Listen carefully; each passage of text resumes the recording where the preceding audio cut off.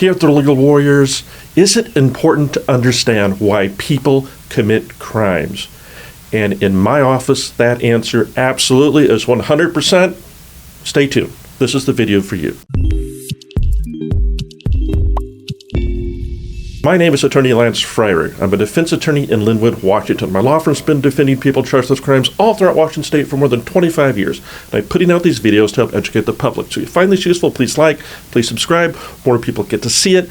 More people get the help they need. Now, just jumping right into it. Is it important that we understand why people commit crimes? And in my office, 100% that answer is, of course, yes. When we look at people that do something that is against the law, most of the time, believe it or not, it's not super intentional. There's things that are going on in their life currently or in their past that leads to decisions that run afoul of the law. And I always like to say we want to find out why for a couple reasons. One, if we found out why it happened, we can hopefully address the issue and make it less likely to happen in the future.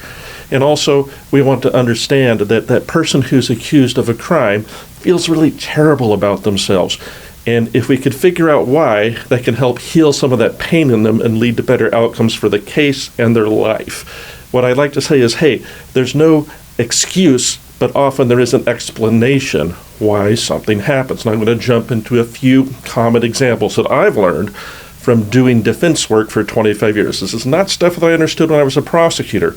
As a prosecutor, you read police reports, you talk to your police officers, but you pretty much never get to talk to the suspect, right? You're the government, and there's an attorney between you and the suspect. So we don't really learn much about human behavior.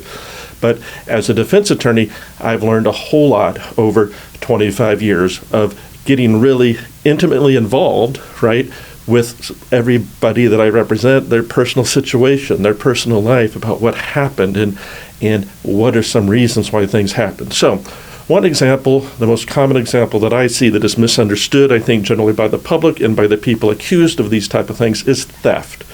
So the typical shoplifting charge, we're talking just a person who doesn't go do it 15 or 20 times, but a person who shoplifts maybe for the first time or the second time or whatnot. People usually think that shoplifter who would be charged with theft in the third degree, some evil criminal, some really bad person who planned this. And almost always that's not the case. Most of the time when a client comes in accused of shoplifting, they don't really understand even why they did it or what happened. And what I have found and what my theory is most of the time when somebody takes something of this type of nature, it's usually because they're, subconsciously trying to change an emotional or mental state. They're often been depressed. They're often anxious. There's a lot of pressure on them. And remember, this is not excusing the behavior, it's explaining it. And so there's this pattern where someone will take something and it sort of releases some part of that stress and energy in them and redirects it to another place. And oftentimes when they feel terrible about it, they don't really understand why they did it. And if we go over things that happen in somebody's life, we can sort of figure out maybe what it is they need to address so they are not in that weird, high pressure, high tension state they're walking around in, right? It might be a death in the family. It might be the loss of a job. It might be an abusive partner. It might be you're a student in school and you're out of money and you're afraid to ask your parents for any more help because you've already feel so burdened about everything that they've done for you, right? In my life, I remember when I grew up in college, I was an engineer in Madison, Wisconsin. I was going to engineering school, and we didn't have any money, had all these loans. I didn't end up taking anything, but I ended up taking a job delivering pizza. Gumby's Pizza probably doesn't exist anymore. And my parents to this day, hope you're not watching, still don't know that I took a job delivering pizza because I didn't want to ask them for any help. And so that's, we can do things that are a little bit different when we are sort of suffering under a certain type of pressure. DUI is the same type of thing. DUI, it's a terrible crime. I hope no one goes out there and gets a DUI, but no one's out there planning to think, hey, I'm going to be super irresponsible. I'm going to go drive drunk today. That's not what's going on. Oftentimes, someone may drink more than normal based upon some stresses in their life, or even if it's just, on a certain occasion, a wedding or something, and they end up driving and then they're pulled over. And I like to think of DUI not as a moral issue, but as a medical issue, because we feel terrible about, how could we be so irresponsible? We're a marked person now. We got accused of a DUI, but we drink that alcohol, and it's ubiquitous. It's everywhere in public, and it sort of turns off that no part of our brain, right? It turns off that anti-risk part of our brain, and we don't make good decisions. I remember I represented someone's child once, and they said, "Lance, my daughter would never be so irresponsible as to do this." I said, "Yeah, they would at a 0.17, right? They would at a 0.17. And so, where someone evil, were they just morally bankrupt for driving? Well, some people might say so. I say no. I say that we need to see what led to that bad decision, and we have to go through our life experiences to get where we're going to go. And if we understand if there's something that led to that bad decision, knowing what caused the criminal behavior lets us address it, right? It might be more than just drinking alcohol.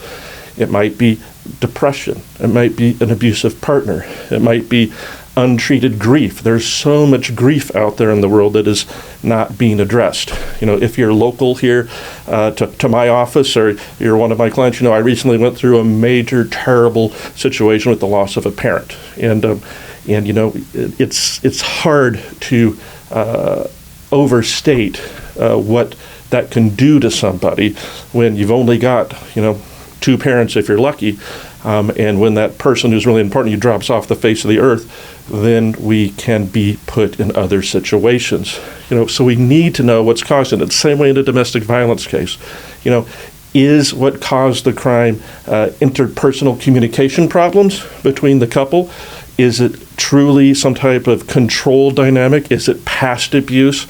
And if we're going to do a good job as a defense attorney, we're going to want to know and get our best idea to explain what happened. Again, not excuse, to explain what happened, and then try to address that. And that also not only helps the client, because remember, our goal is to help the client's case, but more importantly, to help the client's life. While we will help people again if they come back to us and we think we're a good fit to do that, we hope they don't have to come back to us, right?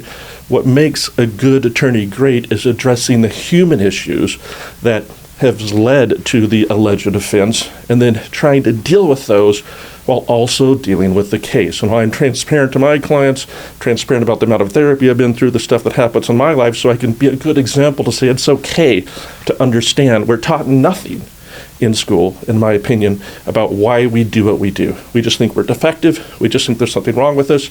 And now we get it confirmed because we got arrested, and now we're marked, and now we can't get a job, and now we look on lawyer Google and it's all terror everywhere, and we're going to get scapegoated and everything else. And I say no. I say that's not what needs to happen. That's why, yes, it's extremely important that we learn why something happened to the best of our ability, so we can not only deal with it, but also make sure that person can understand there's nothing wrong with you because you're charged with a crime. So I hope you found that useful. If so, please like it, please subscribe. More people get to see this, more people get the help they need. And more importantly, if you've been accused of a crime, feel free to reach out to my firm. If we get on board, we'll listen to what happened, we'll identify a way forward, and we will be there for you. Thank you.